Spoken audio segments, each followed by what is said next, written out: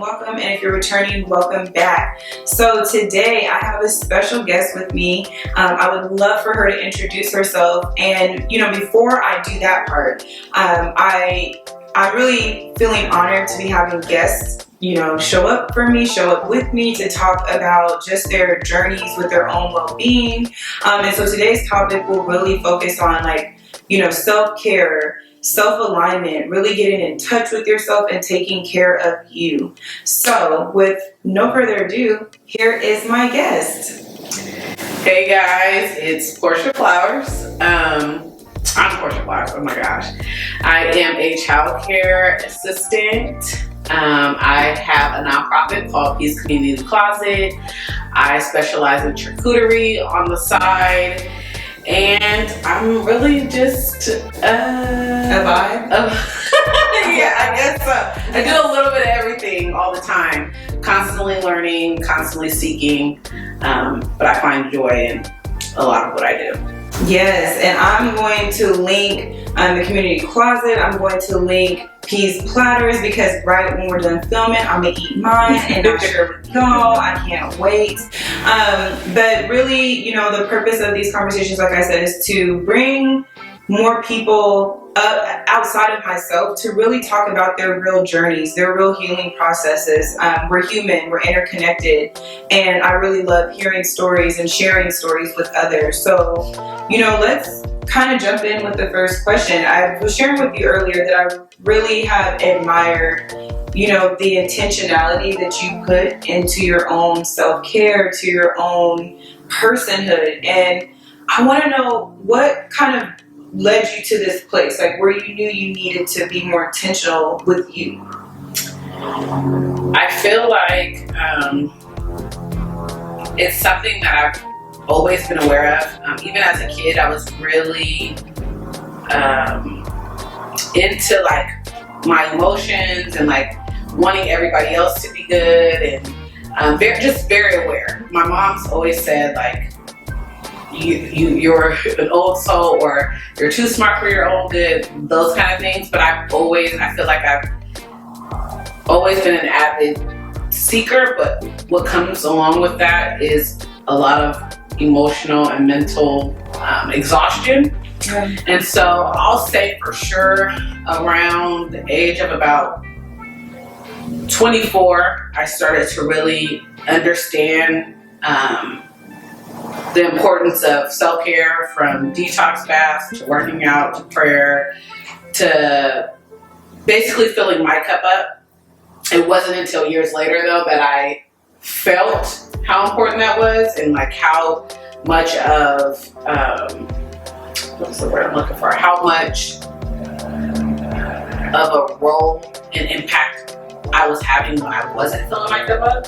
So it's kind of been, I say all that to say it's basically been stages, but I feel like the awareness happened at an early age, just seeing my mom and how much she did for other people, my dad as well, and how she would take small times out to light a candle, to play her music, to prep her meals.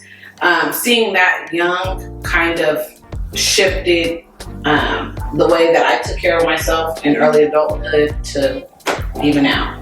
Yeah, that makes sense. No, it makes a lot of sense. I mean, one thing I'm hearing is that from a young age, you've been an empath. Yeah. You've definitely been a feeler that, whether it's spoken or unspoken energy, you've been able to connect. I mean, I know that personally. So yeah. I'm already, have insight, but I think, so having that awareness from a young child until now. And I think something else that you're naming that's really important is that for you, you've seen self-care, self-preservation modeled. Because I definitely sat with your mom before, and she was like, after this, once you leave, this is what I'm about to do, this is what I do. And so thinking about, the stages of it, I guess, where are you now? What have all those lessons taught you? Or where has all that knowledge brought you currently? Closer to self. I feel like closer to God. And I know some people say creator, source, whatever works for you. But just really in tune with myself and divine, to know everything that I'm truly seeking. It's not something that can be bought, but it's something that's like felt. It's a knowing. Again, that I've had since I was a kid, but didn't know what it was. I didn't know the severity of it, and so there's like a stillness when I'm running my bath and I'm in my detox bath, or when I'm pouring my cup of tea. There's this feeling that it's like, I can't put to words, but I know that I'm in flow, I guess. Like mindfulness. Yeah, because I think people talk about mindfulness, and I know for some people it can sound real gitchy, like, oh, when am I supposed to like, hum or meditate? But like, pouring tea is a meditation. Intentionality with making your tea, with your detox bath. I imagine there are specific ingredients that you put in there. Like, that's intentionality and mindful awareness within yourself. And I think one of the things I want to ask you more about is like this inner knowing, or just knowing that you have all that you need to take care of yourself. Can you expand a little bit more on that? I can try. Because I think you're just hitting at something. I think it could look. But I like that you're helping me to dig deeper, because it is easy to just like be surface, but it's also hard to be surface for me too. I think the knowing is like us.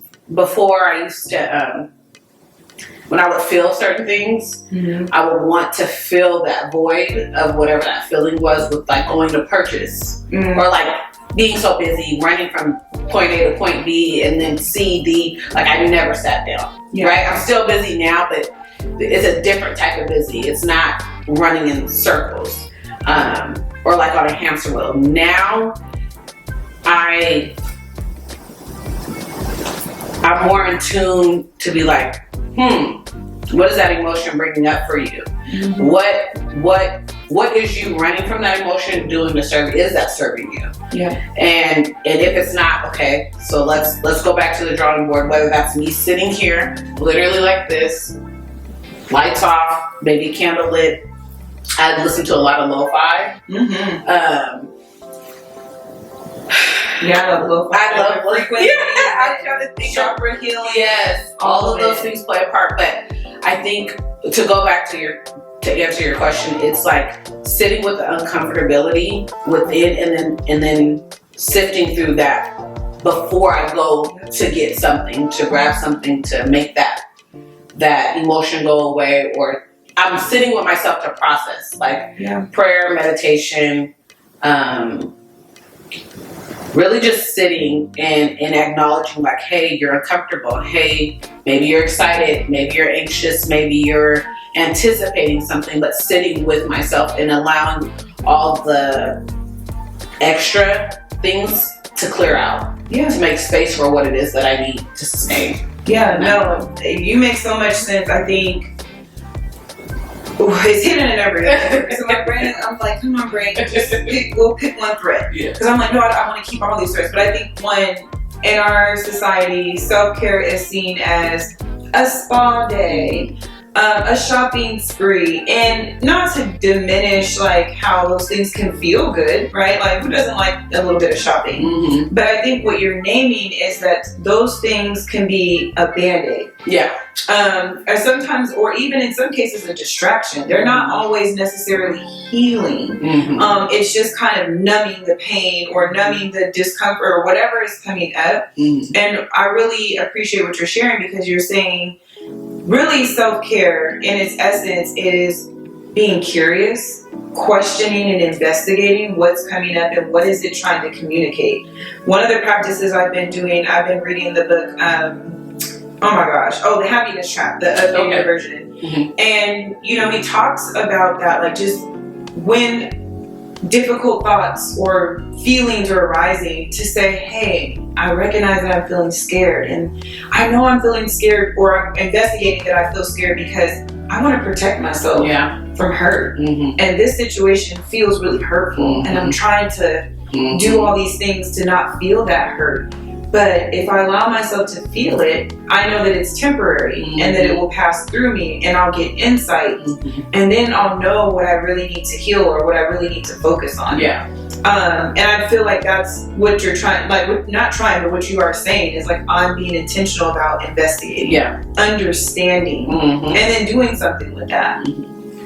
What do you feel, you know, if someone came up to you and was just like, what's your top 3 things that you would suggest they do to maybe like do that emotional detox or emotional reset? What are like your top 3 faves? Journaling is a huge one for me. I read a lot, but I also journal in the books or like certain things that stick out for me. I do this thing where I open a random page of a book that I haven't picked up in a long time, like that deals with what I'm feeling at that moment. And then I kind of let it speak to me. And then I use that as a prompt for journaling. I'm trying to get better with actually journaling with my pen because I do a lot of note tabs because that's normally what I have by me at that moment.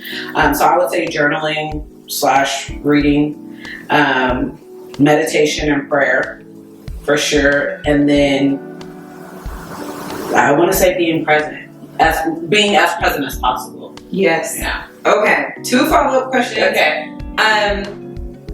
We kind of already covered it. So meditation is that going back to like the being intentional about tea and drawing baths. But the prayer part we hadn't talked about. What does prayer look like for you? I truly feel like I pray all day, every day. And it's not the way in which, I guess, traditional prayer. I used to feel like if I wasn't like on my hands and knees, the prayers didn't get through to God. And as I've started to see God in a different lens and feel God in a different lens, I understand that I can pray. Prayer is just communication. Right. And however you communicate, it's okay. I've had some really hard, uncomfortable, angry prayers. And I've had some really blissful ones that I'm just like, after. But nonetheless, it's communicating with God and not only asking or speaking, but also holding space to receive and listen. Yeah. So I think that basically an energy exchange is the best way that I can say it. Yeah. Answer that. No, I like that. I like the honesty that like it's not always, oh, thank you for everything. And sometimes it's like, why? Yeah. Why? I ask that all the time. Yeah, like I don't want to be one of the toughest soldiers anymore. I just need to post this. Like, take my name off the list, scratch it off. Let me see the terms and conditions. Please, I'm tapped. Yeah. So I appreciate that because I think it's expanding to how people understand like how they can connect with, whatever higher belief or higher power they believe in. Yeah. But it doesn't have to be one way. That it can look different, but it can still yield healing, even if it's angry or blissful. Like there is something to be gained from that. And you're also talking about mindfulness, and you and I were talking about mindfulness earlier, and I was sharing with you the Neil deGrasse quote of like, I don't have my phone, I'm gonna grab it. So the quote is, "We are prisoners of the present, forever transitioning between our inaccessible past and our unknowable future." And we're talking about being present. I think that is related to mindfulness, but being present is like right now in this moment, this is what we got. How do you stay connected in the present? I think both when things are feeling good, but also when things are really hard and uncomfortable. I've been something I call it an anchor, but one of my anchors have been be still and know, and then I always choose a word at the beginning of the year, and one of mine's for 2023 was intentionality, and the other was surrender. Oof. So I feel like it's fitting for this because when I start to feel like I'm planning too far ahead in the future, because I'm like a chronic overthinker, overplan. Like we're learning to let that go, but I always say like be still and know, or like be here now, because I don't know. I I couldn't tell you 10 minutes from now what's going to happen. I can't tell you 2 minutes from now what's going to happen. But I know right now I'm where my feet are. And right now this is a real moment. And then even like thinking too much about the past sometimes can give you this angst of like, oh my gosh, I'm getting older. I don't have this, that, or the other. Or what am I doing? What's my purpose? It's like being here in this moment is the purpose for me. Being here in this moment to experience is a purpose for me. Being here and sharing space is what is important in this moment for me. So like just reminding myself to constantly be here, like bring myself to this moment. And it's honestly a moment to moment thing that you have to kind of commit to or surrender to, however you would like to view it. But I think just like recognizing like, girl, you're going too far ahead of yourself. Like you don't know, you're not in control of that, but you are in control of being in this moment now. Yeah, so. I love that. And I think you're naming it's a practice and it's not easy. I think oftentimes we think that things should come easy and when they don't, we give up. Right. But I've learned through like my own Buddhist readings, through my own practices, that being present sometimes is a fight. It is. And especially, you know, depending on what's nagging at you. And I mean, it could be positive stuff. You could be knowing that tomorrow you're going to take a flight to vacation. So you're not even being here in this moment. You're thinking about what's going to happen tomorrow. And there's so much life that's getting lost. Or you're dreading something. Or that experience. Or dreading that experience because you want to rush it to get here. So it's like, then it gets here and it may not add up to what you envisioned. You know? Yeah. So like, I was so ready. And then you get it. You're like, no. Right. Yeah. Yeah. Oh, I love that. I mean, I'm so glad you added that because I think that happens a lot. You build it up, build it up, build it up, hype this up, and then it's like, well, it wasn't at level 1,000. It's like, well, you shouldn't have put 20 out of 10. Yeah. You need to do that. You could have just been present and enjoyed each step of the way. And I think that's something to cultivate. And I think, you know, I'm thinking about this question. It's not fully formed, but we're going to try to roll with it. Why do you think people get stuck in the past? I think it's like the one thing that happened, like that's sure, it's sure, like you know that happened at that time and it's something to hold on to, like the memories. I know for a lot of people that are dealing with, even me, with grief. Yeah. Holding on to memories of certain people that I've lost recently, it gives me like a feel of nostalgia, but it's not always a good feeling. Because then there's that longing for that experience again and you know you'll never have it. Yeah. But I think just because you have I don't know if it's considered a core memory, maybe it is, but a memory of something that once brought you joy, you want to hold on to that because you may not be in that joyful space or you may be longing for that joy or something like that. So I think holding on to those moments that brought you some type of solace. I don't know. No, yeah, and that's what it says. Hey, at least not because I'm thinking. I mean, it is a hard question to ask, and I ask that because I think I sometimes get wrapped up in nostalgia, which can be healthy. I think I've talked about this probably on my channel before. Like nostalgia can be really good for us, very healthy. But then there are times I think where we get stuck wishing that we had what we lost or have that experience again, and then I think it can get in the way of us being here and creating new core memories and having new experiences. And I think you adding the dimension of grief, that really makes it tricky.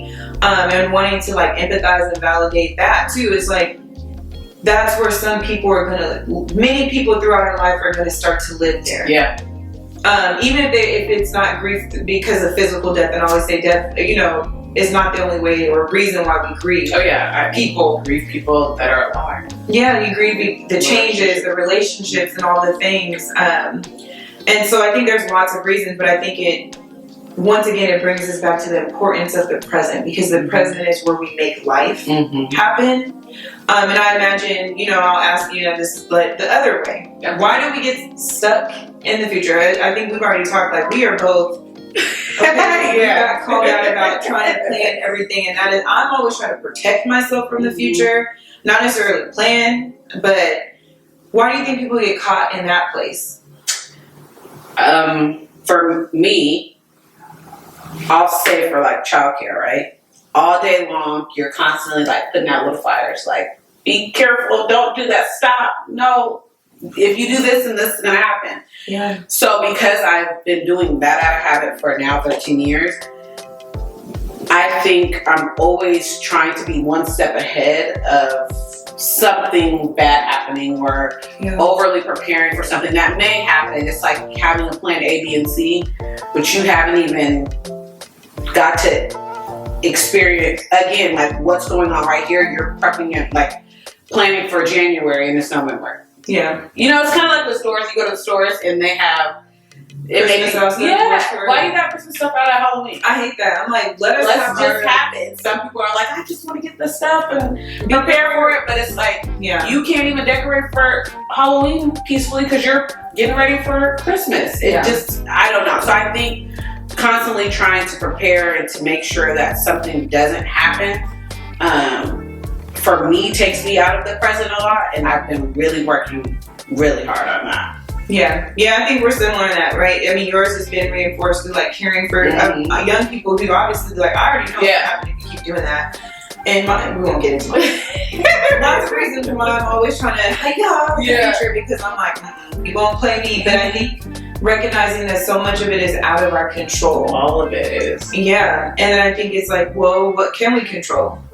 We can control this conversation we're having. We can control how we're sitting. Yeah. How we choose to share space. And that's it. But I think there's something so valuable in that. And I feel like there's a lot of messaging in our society that I think either tries to zap us back or like push us forward. I mean, I love this. I think it's really resonating in terms of just like, it goes back to how we started the conversation. I feel like this is how the circle of life goes. Like, we have everything we need within ourselves. We give ourselves permission to live in the present. We give ourselves permission to live fully and authentically ourselves. We hold that power. I think the way sometimes societies work or it feels set up is that we don't have that choice, but we do. We just have to take our power back. Snatch it. And I think I'm going to be sitting with that of like, how do I reclaim my power? Where am I giving it away?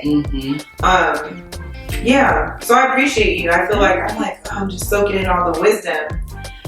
If you had to give the audience out there one give back takeaway, what do you want to leave them with? To choose yourself, honor yourself. Oh, you said one. No, say how many. Okay, I would say to choose and honor yourself in whatever big or little way that you can each day. Just like start at one thing. And then I think building that 1% every day, like Atomic Habits. Have you read that? No. I gotta give you a booklet. Please. Atomic Habits, they talk about this, doing 1% of something you want every day, and eventually you get to that. You know how you look at success and people think it's just right, but it'd be like those little loops. So 1% every day, just choose yourself one way, and honor yourself one way. And I think you'll be able to look back probably even 3 months from now and just be like, oh, okay, I've made some strides to really become who I know I am, but haven't allowed myself to be because I've been working with conditional systems and all the things. I know. Yeah, all the things. Yeah. But we have the power, and so we just have to give ourselves permission to take it back and to honor ourselves, and just be who we truly are. Yeah. I appreciate that. Yeah, and I'm glad you gave multiple. I always say like, give one. Yeah, I feel like it's hard. Then people are like, well, actually, and I'm like, great. I don't ever want to put people on the spot and be like, give me a list. Yeah. I'm like, I only have one thing. No, I'm so always extra. We appreciate the extra. I appreciate the extra, and I appreciate you sharing your wisdom and your knowledge. And I hope y'all out there have taken some things away. I feel like this conversation could probably go on forever, and it's only the beginning. I feel like these conversations are planting the seed, and I'm hoping that for you all who are tuned in, that whatever resonates, you water that seed. Yes. And manifest that in your life however makes sense and you see fit. But I want to thank y'all per usual for indulging me, for taking the time out to listen. And if you haven't already, please remember to like, share, and subscribe. Turn on that notification bell so you can know when I'm dropping these gems for the free. I always tell people this is like $200 an hour. Literally. Free. Yes. But anywho, I appreciate y'all, and I'll catch you all on the next video. All right.